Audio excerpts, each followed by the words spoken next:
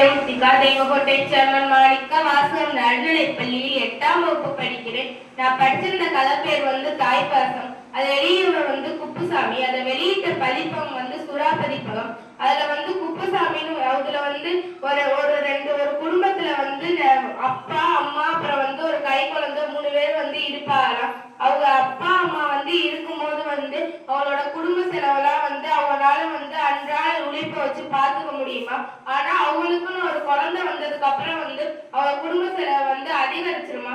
அதனால அந்த அப்பா என்ன பண்ணுவாங்களாம், அவங்க உள்ளூர்ல வேலை பார்க்கறத விட்டுட்டு வெளியூருக்கு போய் வேலை பார்க்க ஆரம்பிப்பாராம். அவங்க வெளியூருக்கு போய் வேலை பார்க்க ஆரம்பிக்கவும் அவங்க அதிகமா புகை உள்ள இடத்துல வேலை பார்ப்பாராம். ஆனா அவங்க அவங்க குடும்பத்துக்காண்டி ரொம்ப கஷ்டப்படுவாராம். அவங்க ஒரு நாளைக்கு அதிகமான நேரம் தூங்காம அந்த மாதிரி வேலை பார்ப்பாராம்.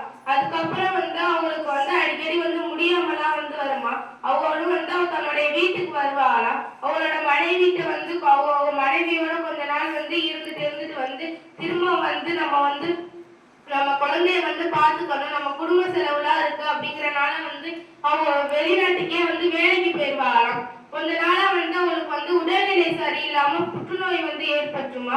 அதனால அவங்க அவங்க கொஞ்ச நாளே இறந்து போயிடுவாராம். அவங்க இறந்து போன விஷயம் அவங்க மனைவிக்கு தெரியாதாம். அவங்களும் நிறைய பேருக்கு போன் பண்ணி பார்ப்பாராம். அதுக்கப்புறம் இவங்களுக்கு தெரிஞ்சவங்க மூலமா போலீஸ்ல சொல்லி கேட்பாராம். அப்பதான் அவங்களுக்கு தெரியுமா, அவளோட கணவர் வெளிநாட்டிலே இறந்து போயிட்டாங்க, அவளோட சடலம் மட்டும் நாங்க அனுப்பி வைக்கிறோம் அப்படின்னு சொல்லுவாராம்.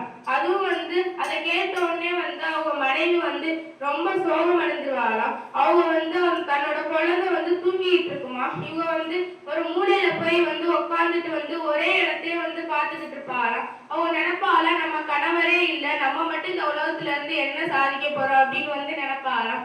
அதுக்கப்புறம் மற்றவங்களுக்குலாம் இந்த விஷயம் தெரிய ஆரம்பிக்குமா. எல்லாரும் பாப்பாராம். ஆனா எல்லாரும் அழுவாராம். இவங்க மட்டும் அழுகாம ஒரே இடத்தையே பார்த்துக்கிட்டே இருப்பாராம். அப்போ பக்கத்து வீட்டுல ஒரு தாத்தா இருப்பாராம்.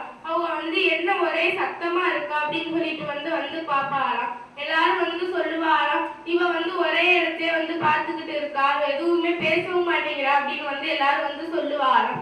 அதோட அந்த தாத்தா கொஞ்ச நேரம் யோசிச்சுக்கிட்டே இருப்பாராம். அப்ப அவங்களுக்கு அவளோட சிந்தனை புரிஞ்சிருமா. அதனால வீட்டுக்குள்ள போயிட்டு தூங்கிட்டு இருக்க குழந்தைய தாத்தா லைட்டா கிள்ளி விடுவாராம். அந்த குழந்தை அழுக ஆரம்பிச்சிருமா.